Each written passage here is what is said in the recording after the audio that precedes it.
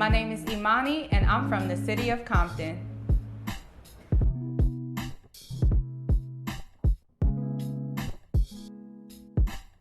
So I would describe the culture of Compton as hip hop and hustle. Compton has instilled in me strength and perseverance. Compton is a city of strength, so that strength has been infiltrated into my core, and with that strength, it has allowed me to persevere no matter what. My earliest memory of Foot Locker goes way back to elementary when my mom would take us for back to school shopping and all the way to high school at King Drew just to get fly for school.